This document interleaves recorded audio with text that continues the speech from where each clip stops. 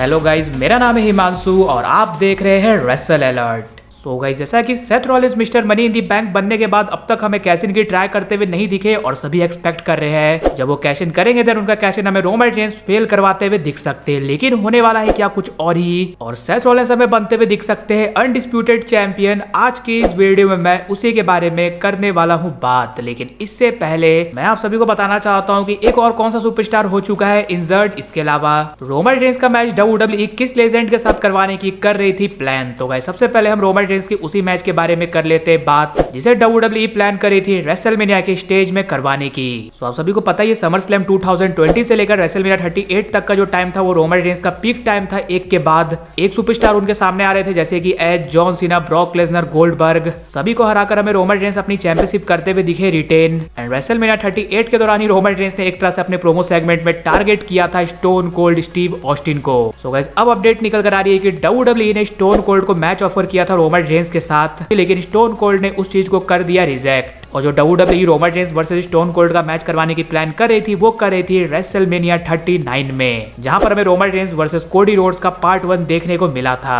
तो आप सब कह सकते हो अगर ऐसा कुछ होता तो अभी WWE में हमें डिफरेंट ही माहौल देखने को मिलता, बिकॉज अगर Cody Rhodes versus Roman Reigns का पार्ट 1 वहां पर नहीं हुआ होता तो शायद से रेसलमेनिया 40 में हमें कोडी रोड्स अपनी स्टोरी फिनिश करते हुए नहीं दिखते और रोमन रेंस के पास स्टिल रहते हुए दिख सकती थी अनडिस्प्यूटेड टाइटल। बट अब जो हो गया, लेकिन आप सभी को बता दूं स्टोन कोल्ड ने स्टिल कहा है कि अभी भी उनके अंदर पॉसिबली एक और मैच बचा है। तो क्या पता WWE स्टिल इस मैच को करवाते हुए दिख जाए। वैसे अगर स्टोन कोल्ड एक और मैच के लिए वापस आते हैं तो आप उनका मैच किस सुपरस्टार के साथ देखना चाहते हो वो जरूर से नीचे कमेंट कर बताना। इसके बाद नेक्स्ट बात कर ली जाए कि एक और कौन सा सुपरस्टार हो चुका है इंजर्ड। तो आप सभी को पता है पहले तो हमें लिव मॉर्गन इंजर्ड होते हुए दिखी, उसके बाद पता चला कि डोमिनिक भी हो चुके हैं इंजर्ड, लेकिन गाइज अब एक और नेम इंजर्ड हो चुका है जो कि है चैड गेबल। और ये किस टाइप की इंजरी एंड चैड गेबल कितने दिनों के लिए बाहर रहने वाले उससे रिलेटेड अभी कुछ भी अपडेट नहीं है। बट हाँ, जो हमें रॉ में देखने को मिला था कि पेंटा ने बैकस्टेज अटैक किया था चैड गेबल पर, ये इसलिए देखने को मिला था ताकि WWE चैड गेबल को टेलीविजन से ऑफ कर पाए। सो अब चैड गेबल गायब हो चुके हैं तो एक और बंदा गायब हो चुका है जो कि है L Grande americano.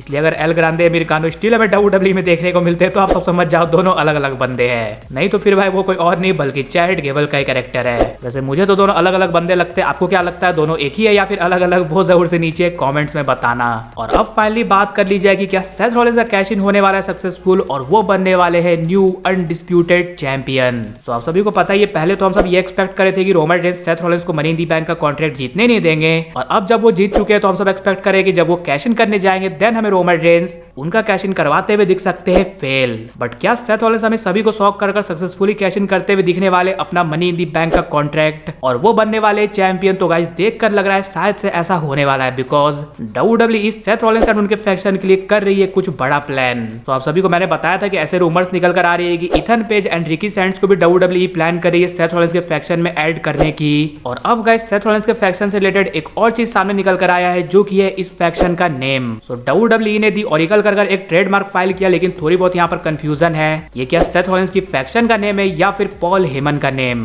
Because raw में सेथ रॉलिंस ने पॉल हेमन को माय ऑरिकल कर बोला था, और आप सभी को पता ही है जब पॉल हेमन ब्रॉक लेसनर के साथ थे तब वो एडवोकेट थे, रोमन रेंस के साथ थे तो वाइज मैन थे, इसलिए क्या पता वो सेथ रॉलिंस के साथ हो ऑरिकल के तरह। अब जो भी हो, इन सब चीज से ये तो पता चल रहा है कि WWE सेथ रॉलिंस के फैक्शन के साथ अभी और भी कुछ बड़ा करने वाली है, इसलिए WWE सेथ रॉलिंस का कैश इन फेल कराकर उनका मोमेंटम तोड़ेगी इसके चांसेस काफी ज्यादा कम है। हो सकता है सेथ रॉलिंस हमें कैश इन कर बनते हुए दिख जाए अनडिस्प्यूटेड चैंपियन, और वो कैश इन कर चैंपियन बनने वाले इसके पीछे दो और रीजन ये भी है। सबसे पहले तो अगर रोमन रेंस और उनका मैच समर स्लैम में होने वाला है तो WWE इसे अनडिस्प्यूटेड टाइटल के भी करवा सकती है, नहीं तो अगर रोमन रेंस समर स्लैम तक भी नहीं आते तो WWE अपने प्लान बी के साथ जा सकती है जो कि है Seth Rollins versus Cody Rhodes का मैच। और इस मंथ इन दोनों को हम सबने दो बार आमने सामने आते हुए दिखा, इसलिए किंग ऑफ द रिंग का टूर्नामेंट अगर कोडी रोड्स जीतने वाले हैं और अगर Seth Rollins night of champions पे कैश इन कर चैंपियन बन जाते हैं तो क्या पता हमें कोडी रोड्स सेथ रॉलिंस को फेस करते हुए दिखे समर स्लैम के प्रीमियम लाइव इवेंट में। बट हाँ, ऐसा नहीं है कि सेथ रॉलिंस के पास सिर्फ नाइट ऑफ चैंपियंस में मौका है, हो सकता है नाइट ऑफ चैंपियंस में